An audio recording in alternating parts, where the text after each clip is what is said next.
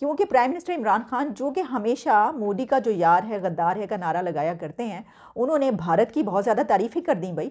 Prime minister ने भारत की जो खारजा पॉलिसी है, उन्होंने कहा कि बहुत ही कमाल इंडिया की न्यूट्रल पॉलिसी है खारजा पॉलिसी। इंडिया की जो फॉरेन पॉलिसी है एक ऐसी न्यूट्रल पॉलिसी है जो कि कमाल की है। उन्होंने कहा फिल्में बना रहे हैं, कश्मीर फाइल्स बन गई है, वहां पे नारे मारे जा रहे हैं। फिल्में देख के लोग कहते हैं जनाब कि जय श्री राम, और वहां पे नारे मारे जाते हैं, जाओ देखो। नमस्कार दोस्तों, स्वागत है आप सभी का। दोस्तों, जैसा कि आपको पता ही है कि इमरान खान तो जाने वाला है, लेकिन जाते जाते इंडिया पे बड़ा मेहरबान हो रहा है वो। आजकल वहाँ पे इंडिया की तारीफ ही चल रही है उसके मुंह से, और कुछ चल रहा नहीं है। क्योंकि थोड़े दिन पहले तक वो एंटी इंडिया था, पूरा इंडिया के खिलाफ ही बोलता था। और नवाज शरीफ के बारे में तो वो गद्दार कहता था, क्योंकि वो इंडिया से अच्छे रिलेशंस चाहता था। तो ये इसका माइंडसेट है। एक्चुअली दोस्तों, अब तो मेरे जो न्यूज़ आ रही हैं वो ये आ रही हैं कि उसने आर्मी को निशाना बनाना शुरू कर दिया है। और उसने कहा है, एग्जाम्पल दिया है कि इंडिया की जो आर्मी है वो करप्ट नहीं है, बल्कि पाकिस्तान की आर्मी करप्ट है। और इंडिया की आर्मी वहाँ की सरकार में दखल नहीं देती है, जबकि पाकिस्तान में सरकार ही आर्मी चला रही होती है बैकडोर से। तो चलिए वीडियो देखते जनाब, हैं। हमने आज तक ये सुन रखा था कि इंसान वक्त पड़ने पर, ज़रूरत पड़ने पर गधे को भी बाप बना सकता है, गधे को बाप बना लेता है। लेकिन हमने आज तक ये नहीं सुना था कि इंसान वक्त पड़ने पर, ज़रूरत पड़ने पर गधों का बाप बन सकता है, यानी खुद भी गधों का बाप बन सकता है या खुद भी किसी का भी बाप बन सकता है। ये हमें पता उस वक्त चला क्योंकि प्राइम मिनिस्टर इमरान खान जो कि हमेशा मोदी का जो यार है गद्दार है का नारा लगाया करते हैं, उन्होंने भारत की बहुत ज़्यादा तारीफ़ ही कर दी भाई। प्राइम मिनिस्टर ने भारत की जो खारजा पॉलिसी है, उन्होंने कहा कि बहुत ही कमाल इंडिया की न्यूट्रल पॉलिसी है खारजा पॉलिसी। इंडिया की जो फॉरेन पॉलिसी एक ऐसी न्यूट्रल पॉलिसी है जो कि कमाल की है। उन्होंने कहा देखें कहाँ एक तरफ इंडिया क्वाड में है, अमेरिका के साथ उसका अलायंस है क्वाड में, तो दूसरी तरफ वो रशिया से तेल खरीदने की बात कर रहा है। हालांकि रशिया पर सैंक्शंस लग चुकी हैं और भारत रशिया से तेल खरीद रहा है। पॉलिसी तो क्या कभी उन्होंने देखा कि इंडिया के प्राइम मिनिस्टर या वहाँ के किसी मिनिस्टर की तरफ से वेस्ट के खिलाफ कंटेनरों पर और अपने जलसों में जाकर तकरीरें की गई हों?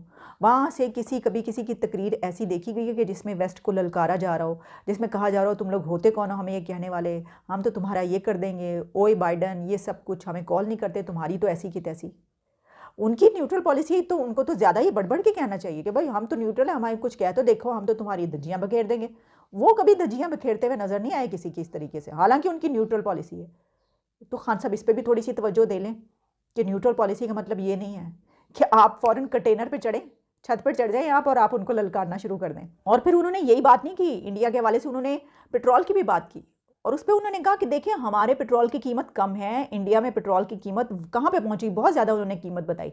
वो होता क्या असल में, वो अपने उसमें करेंसी में पहले कन्वर्ट करते हैं उनकी करेंसी को, तो वो जब अपनी उसमें कन्वर्ट करके बताते हैं तो वो पैसा बहुत ज़्यादा हो, वो बताते हैं असल कीमत जो बताते हैं भारत में उससे कम कीमत होती है पेट्रोल की, लेकिन वो उससे बहुत बढ़ा चढ़ा के बताते हैं क्योंकि वो उसको कन्वर्ट कर लेते हैं।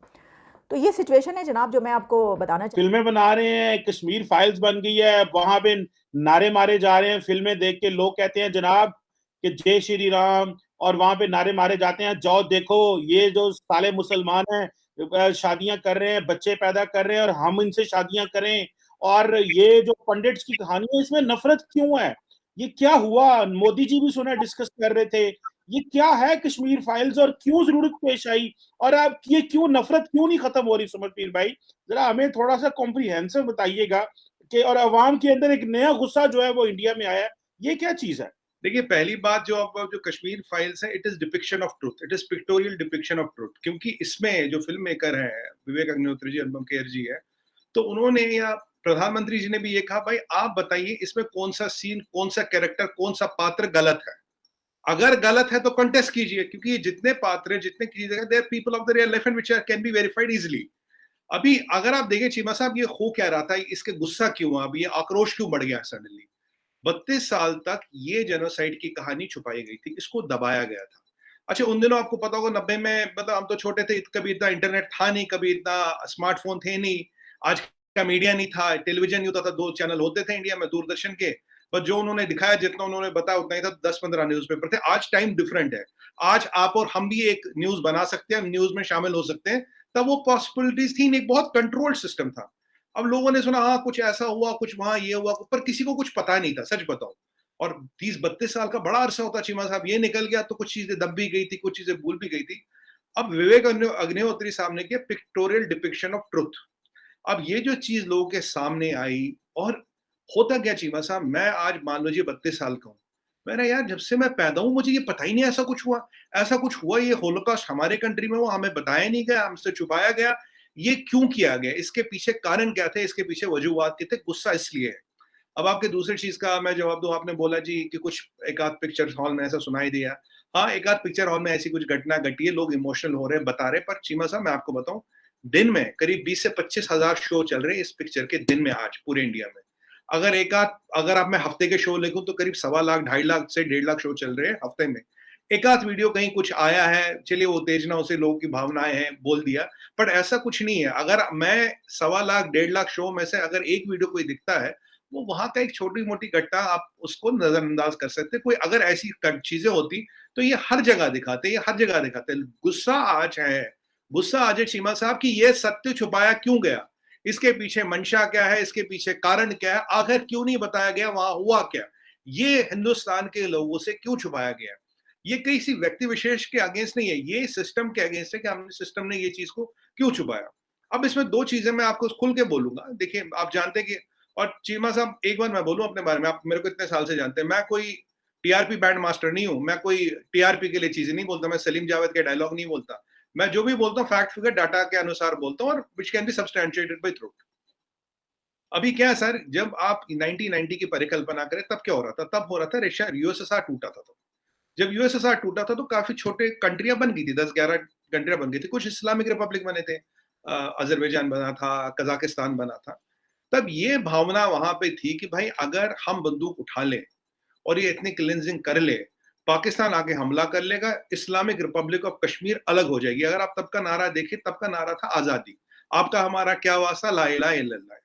भाई कश्मीरी पंडितों, कश्मीरी हिंदुओं छोड़ो, ये अखबार, मेन स्ट्रीम अखबार में इसके ऐड आते हैं, इसके इश्तेहार आते हैं, गली गली में इसके पोस्टर लगते हैं। और ये तब की तैयारी नहीं, ये पिछले 3-1 साल से तैयारी चल रही थी, ऐसा नहीं कि उसी दिन हो गया, उसी दिन सब कुछ हो गया।